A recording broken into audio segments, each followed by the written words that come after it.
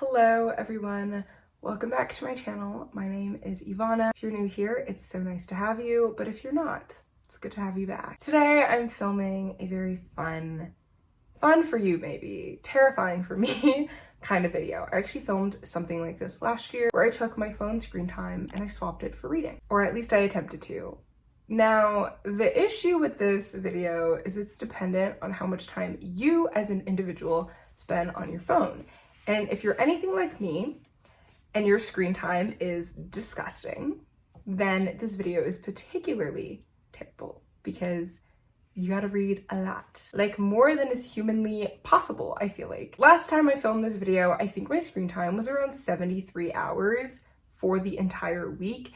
And I tried to just complete 73 hours in a week generally, depending on how much I could read each day. I didn't even get 50% of the way through. I think I read like 35 or 36 hours, which is impressive, but like compared to what I was meant to do, certainly not enough. So this time I'm hoping my screen time is a little bit less. I'm not gonna lie, I've actually already peaked at my screen time, so I know it's less, but also it's not necessarily better. It's just not 73 hours for the whole week. So let me pull it up again so that we can take a look together. This is the vibe. My average time on my phone last week was 7 hours 56 minutes. That was 26% less than the week before. I haven't changed, but my total screen time for the week was 55 hours and 36 minutes, which means this video we'll be reading 55 hours and 36 minutes. We're gonna start with Sunday because that's what it is. So on July 2nd, 2023, which was a week ago, I was on my phone for 8 hours and 57 minutes, which means that today I have to read 8 hours and 57 minutes. It's currently 11:49. It's gonna be 12 soon. That's when I'm going to start this whole reading process, which means I need to pick a book really quickly. I need to get comfortable and I need to prepare to read for the next 9 hours. I did it to myself, you know?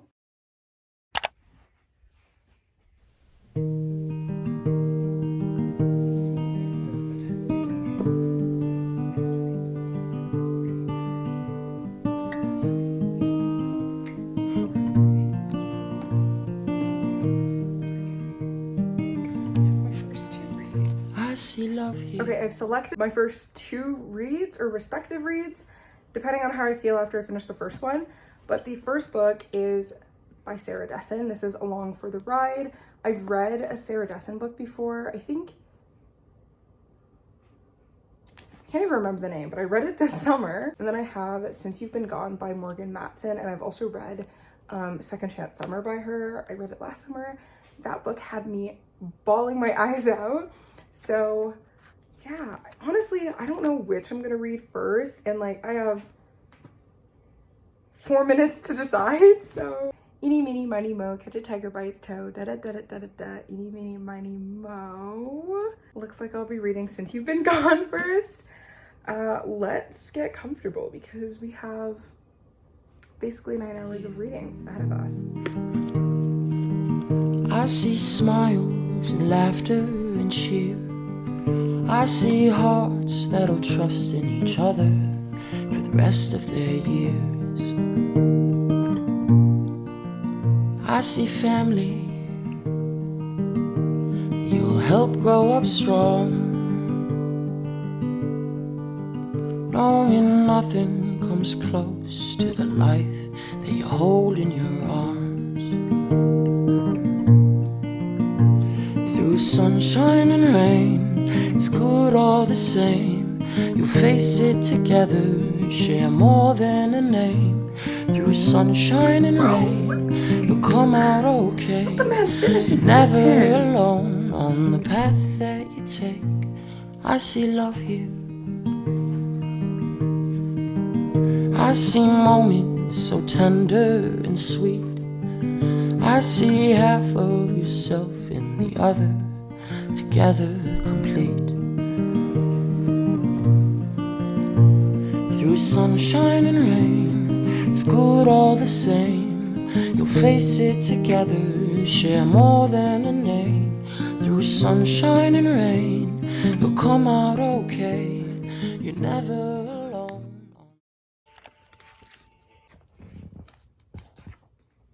Everyone, welcome back to another update.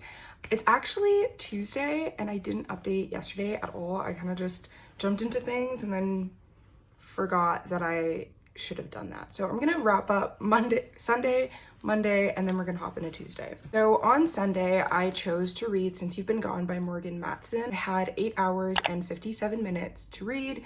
I read that and I read like an hour and a half extra. So we completed this book in good time and I really enjoyed it. I think at the end of the video, I might like talk about these more in depth, but this story basically follows Emily as her best friend Sloane kind of just disappears. Not really like a missing story, but her family up and leaves, and she mails Emily a to-do list for the summer with all the things that Emily is absolutely terrified of. And throughout the story, you kind of see Emily conquer her fears and build better friendships and relationships and kind of come out of her shell. So that's kind of what this book centers around, but it is a summer story, so it felt very, well, I was gonna say in due season, but like it's gloomy outside and it looks like it's gonna rain. So it's not really giving summer vibes outside right now, but it was a summery read. I gave it 4.5 stars. I really enjoyed this book. And then yesterday as in Monday, I had to read 8 hours and 54 minutes, which I actually didn't, I think I'm like an hour, I read like 7:54. So I had an hour. So I guess we could take the hour from Sunday, move it to Monday. I also had like church, so I was out for a good chunk of my evening, which is probably when I would have done most of my reading. But I started Highly Suspicious and Unfairly Cute by Talia Hibbert, and this story is so unbelievably cute. I'm not quite done yet, but I'm absolutely obsessed. I have like this much left to read, so I'm definitely gonna finish this today, and then I think I'll talk about it later when I'm through the entire book. There's like a wilderness expedition kind of competition, and this competition is basically going to help whoever wins get into whatever school they want to with like a full ride scholarship. It is a huge opportunity and both our main characters are participating in it. Longtime family friends, kind of enemies, now kind of not enemies, you know. It's very cute. And then when I finish that book, because I will definitely finish that before the end of the day, I have like under 100 pages left, I think I'm going to pick up Love is a Revolution by Reneé Watson. So you can tell I'm kind of in like a contemporary romance mood right now, but I'm just really enjoying like the love. So I think I'm gonna pick this up and read it next. And today we have only 7 hours and 54 minutes to read, basically 8 hours. Y'all, I don't know what I'm doing on my phone these days, but it's a lot. And the reading, at least I'm like reading to compensate for it, which is good, but it's been a lot. Anyways, I'm heading to an appointment, so I'm carrying both of my reads with me, and I'm not sure if I'm coming home right away or if I'm gonna sit at a cafe, but I'll bring you guys along for whatever I decide.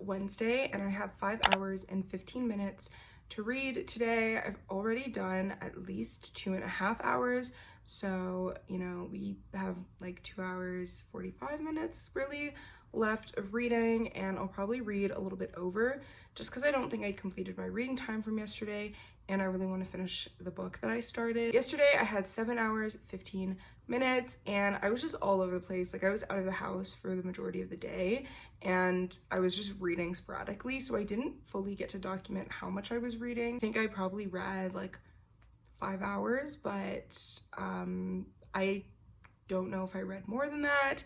Kind of hard to tell, so we're just gonna go with 5 hours. Say that I have 2 hours 15 minutes of time unread, and then I can just try and, if I get, you know, my hours read today, I'll just finish that. I'm currently reading Love is a Revolution by Reneé Watson, and I'm having so much fun with this book. I really like Nala's character, minus the fact that she's a compulsive liar. I feel like she's not a compulsive liar to everyone, but to this man, Ty, that's the guy that she's interested in, she's just been telling him all sorts of nonsense that's not true, and I'm just like, girl, like, he's gonna find out, you know? But other than that, I really like Nala's character. I think she's funny and she's, you know, resistant. Anyways, my goal is to finish this today and know that I've completed at least 3 books so far. So I gotta get to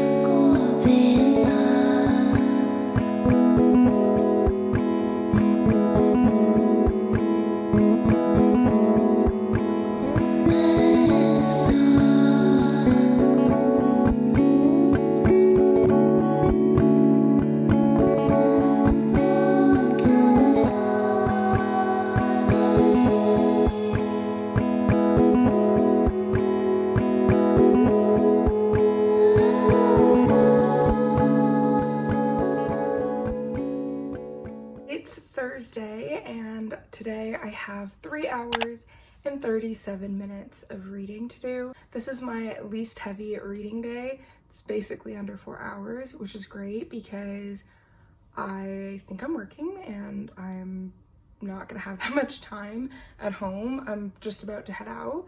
But yesterday I finished reading Love is a Revolution by Reneé Matson and enjoyed it thoroughly.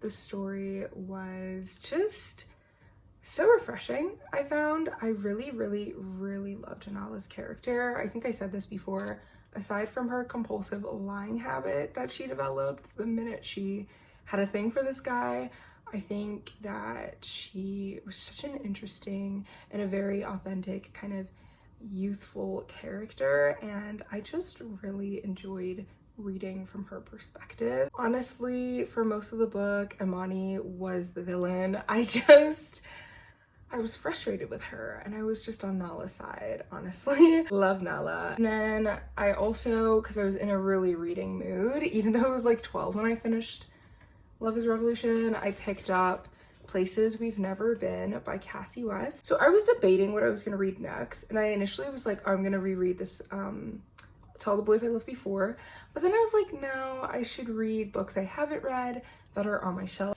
And I'm currently trying to read all the romance novels, or at least romance paperbacks on my shelf right now. So I picked this up and I'm about halfway through already. I did a bit of reading this morning, maybe like an hour and a half. So I'm already, you know, well into my reading time.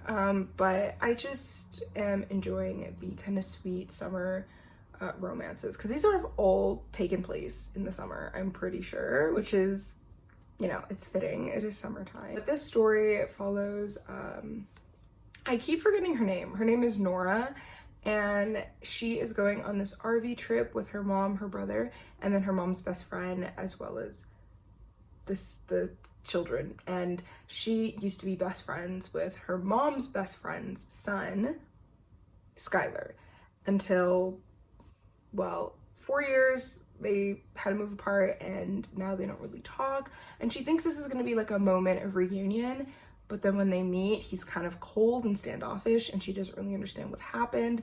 So as they're on this RV trip for the next 3 weeks, they're kind of breaking the ice and, like, you know, reinviting themselves into each other's lives, but in a very like standoffish kind of way. But yeah, this has been really nice and just like lighthearted and sweet. I'm really intrigued in knowing the secret. There's like a secret in this book that Nora overheard her brother like mentioning, but she doesn't know what it is and she's trying to like figure it out. She has people doing like, you know, background work for her, checking, snooping, all that stuff. So I really want to know what the secret is because I have guesses, but I don't know, things are not adding up with my guesses. So yeah. Anyways, that's me. I'll definitely be reading more today, and then wow, we have like 2 days left in this challenge and I've done pretty good. I've caught up on all my reading time because I read like excessively yesterday, so I'm like fully caught up with the reading time up until this point, which is great. So let another day begin.